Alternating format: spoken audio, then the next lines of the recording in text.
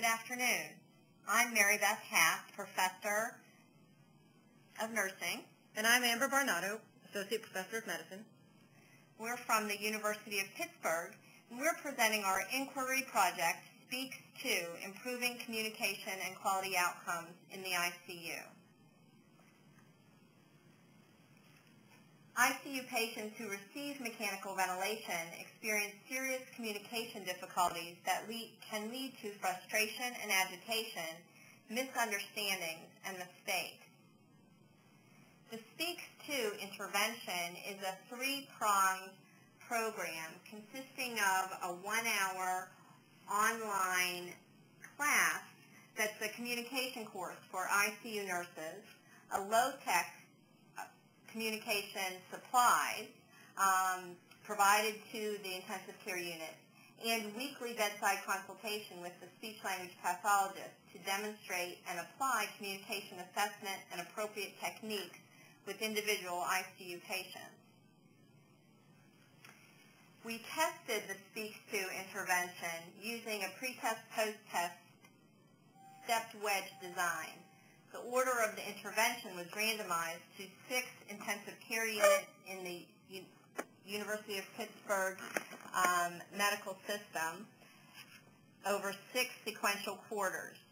The units were observed and measured for a total of 8 quarters as depicted in this chart.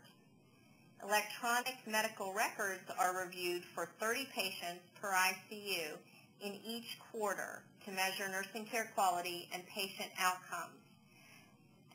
And that's for a total of 1,440 awake, responsive, mechanically ventilated patients making up our sample. Surveys are conducted with patients, families, and nurses in the quarters directly before and after the intervention, as indicated by the blue O in the chart. Nurse focus groups are used to provide additional feedback about the program. Uptake or use of the program on the intensive care units is monitored by regular observations on each unit. The intermediate outcomes obtained by survey and focus group data include patient ratings of communication difficulty and frustration, family ratings of satisfaction and ease of communication, nurse perceptions of communication, and nursing knowledge about communication with non-speaking ICU patients. Nursing care quality indicators measured in the study using electronic medical record review include physical restraint, coma-free days, pain management, ICU-acquired pressure ulcers, and unplanned extubation. These are our primary outcome measures. Our secondary or more distal outcomes are the clinical and utilization outcomes that include ventilator-free days, ICU length of stay, hospital length of stay, and cost. Our audience are nurse administrators, physician ICU directors, critical care nurses, speech-language pathologists, professional organizations such as the American Association of Critical Care Nurses and the Society for Critical Care Medicine, and accreditation organizations such as the Joint Commission. We are currently in quarter 8 of the study protocol and are able to report preliminary findings on intermediate outcomes from the first 5 ICUs. First, we'll present patient and family intermediate outcomes. The top table reports findings from patient surveys in 5 study ICUs in the pre-intervention period and the post-intervention period, and the bottom table reports the findings from family surveys.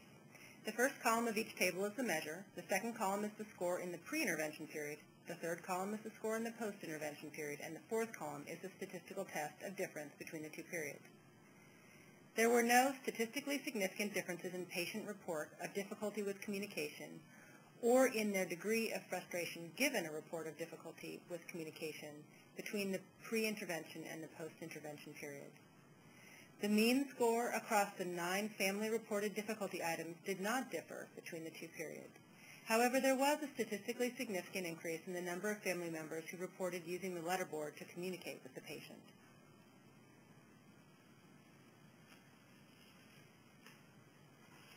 In all the figures that follow, the gray bar represents the pre-period and the blue bar represents the post-period.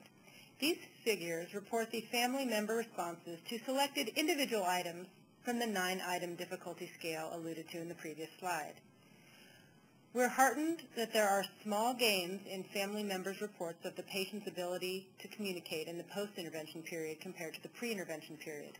For example, the number of family members who endorse the item, "My family member can make most visitors and caregivers understand him," increased from approximately 36% to 45% between the pre and the post periods.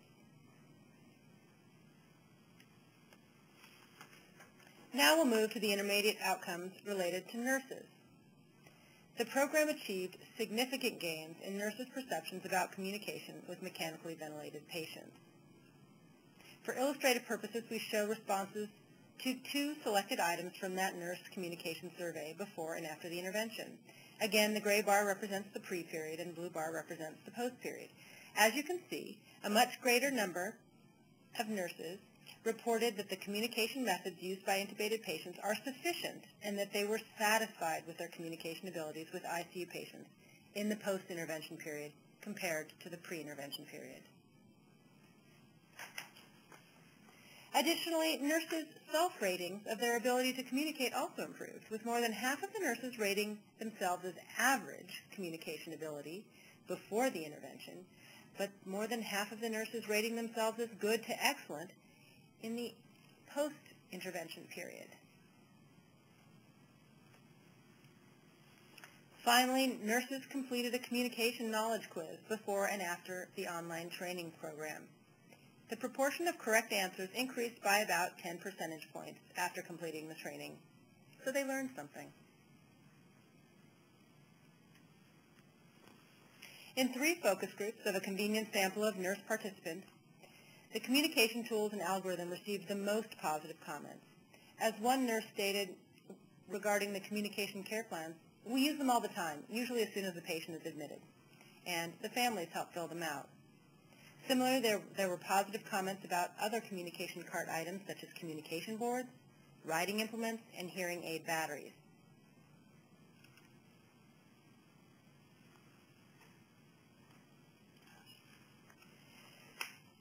Now, there were mixed reviews of the online training module itself, ranging from "this is what we already know or do already," to "this is a good combination of simple and advanced information."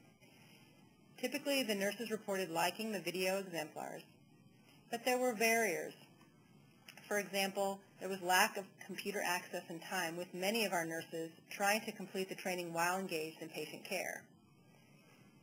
And several reported that the information that they learned in the training module was not relevant to acutely brain-injured or sedated patients. However, many reported they felt that new nurses should receive this training.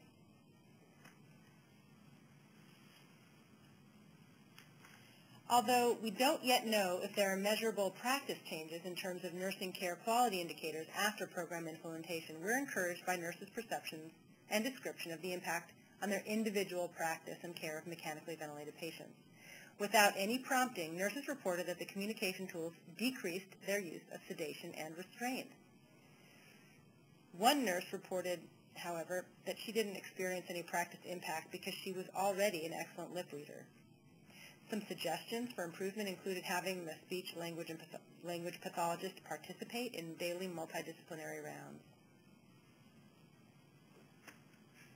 All nurses felt that the communication tools were appreciated by the family members. As one nurse explained, "It made families feel better, like they were doing something, contributing."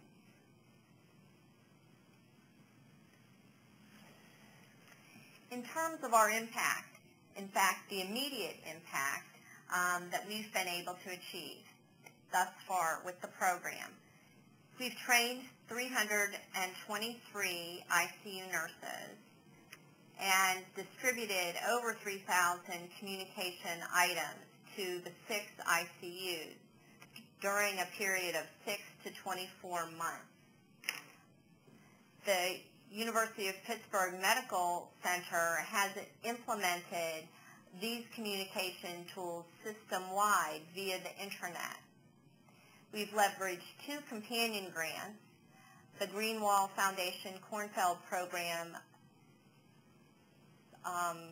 grant for bioethics and patient care, and one of our PhD students has procured a John A. Hartford Building Academic Geriatric Nursing Capacity Scholarship to perform a secondary analysis of the data set. We've published 2 articles in geriatric nursing on aspects of the program and have presented nationally at the Council for the Advancement of Nursing Science State of the Science Congress in 2010. What's next for the research?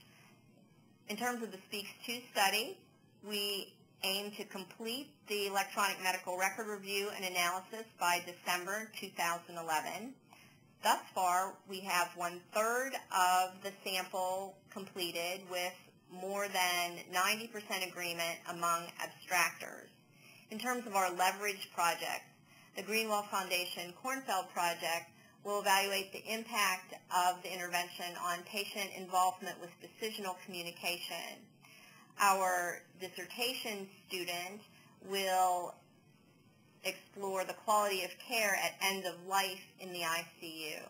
And we plan to submit a family communication intervention study grant application in the fall of this year.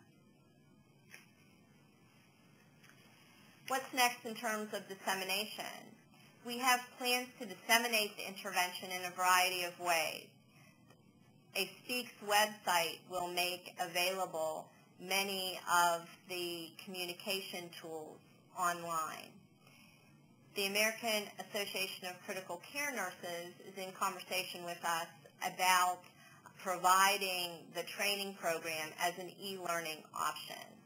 We are also planning to conduct train-the-trainer programs at national conferences and to devise a YouTube instructional video. In terms of disseminating study findings, 2 papers are in development on family communication needs and the ICU nursing care quality tool that we're using via the electronic medical record. And we plan to publish our main outcomes and findings for the intermediate outcomes, the nursing care quality outcomes, and utilization outcomes.